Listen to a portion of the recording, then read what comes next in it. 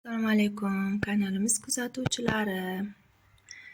Bugun biz pishiriq tuxumlik nimaga ishlatiladi? 1 kilo unni endi elaymiz hammasini. 1 kilo unni elab oldik. Endi mana bu maslamizda endi 82,5% masla. Videomizda ham olmali pirogda qilganman-ku, xuddi shunaqa qilib uvalab olamiz. Mana uvalab oldik, bir xil massa qilib. Endi tuxumni 6 ta tuxumni sariq oqini bir-biridan ajratib olamiz.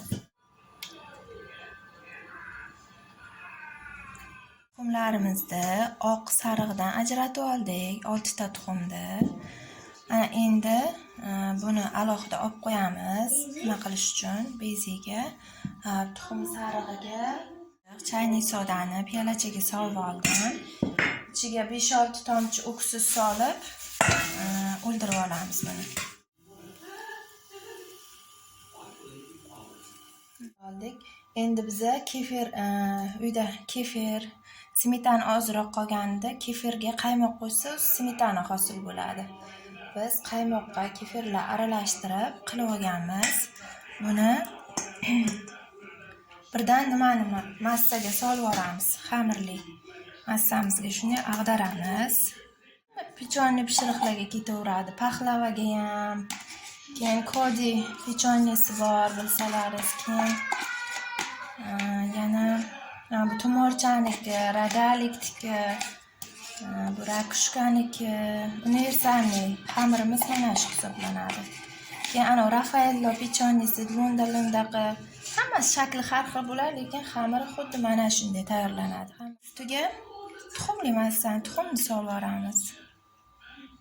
Mana tuxumni soldik. Ana endi mana bu chayniy sodamizni smetanani ustidan sovuramiz.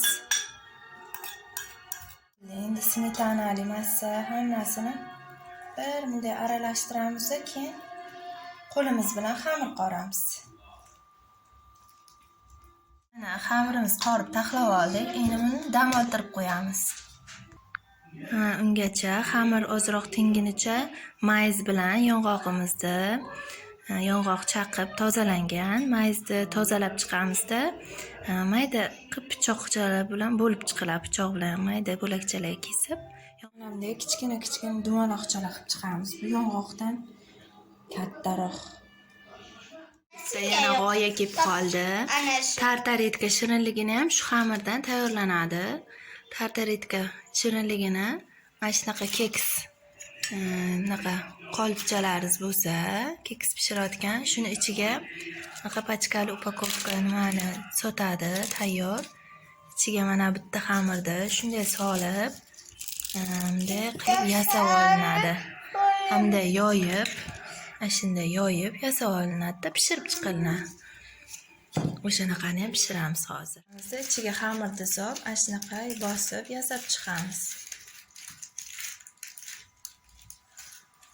Qizim bilan o'g'lim qilishyapti. Mana shunaqa yasab chiqamiz hammasini. Mana zuvalachalar qilib qo'ydik. Bularni tumorcha qilamiz. Amanki bo'ladi. Bo'ladi qizim.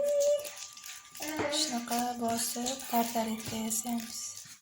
Tomosha qilayotgan muxlislarimiz like bosib obuna bo'lib qo'yinglar. Pishiriqlar sirlari. Keyin описание kirsalar Telegram kanalimiz bor. Gullar, har xil xonat va gullarni ko'paytirish, o'shalar haqida ham videolarimizda bor, qo'yib boramiz. Mana tartaretkamiz, shunaqa yasaymiz hammasini. Tartaretkalarimizni patnesga qo'yib oldik. Ana endi buni duxovkaga solib pishiramiz. Mana tepa-past pishirayotganga qo'yilgan 180 gradusda yarim soatga pishira olamiz. O'rtasiga qo'yib shu tartaretkachani solib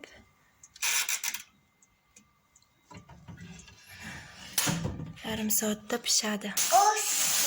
Endi tuxum oqini ko'pirtirib olamiz.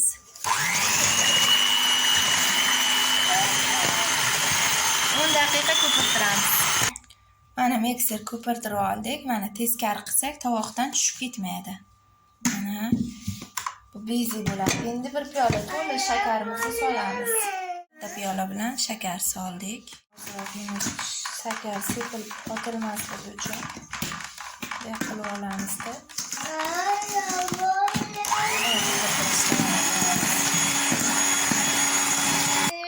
Mana shakar solib ko'pirtirib oldik. Endi xamirchalar yoyamiz. Retkalarimiz ham pishib chiqdi. Qolipidan olib oldik. Endi soviguncha keyin kremini taxlab ustiga krem bezaymiz. Endi tayyorlagan bezimizga ko'rinyaptimi sizlarga? Tayyorlagan bezimizni ichiga mana maydalab to'g'ragan mayizlarimizni qo'shamiz. Mana ezilgan yong'oqchalarimizni ham qo'shib yuboramiz.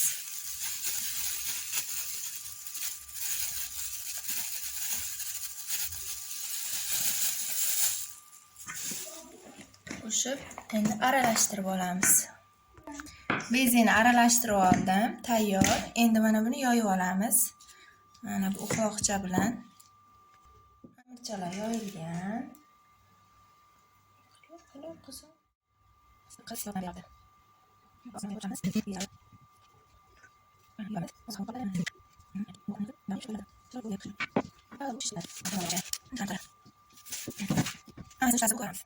Mana cho'naqchalar qo'ydik.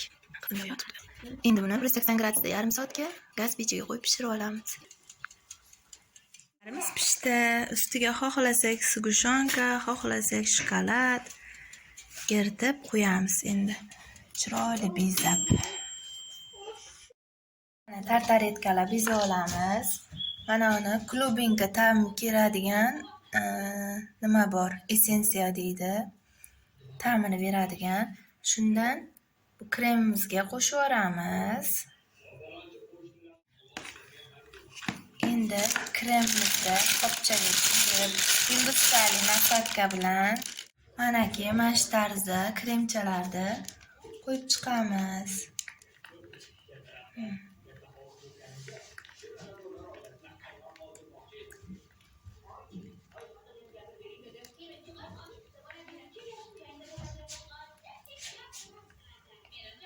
Mana shunday.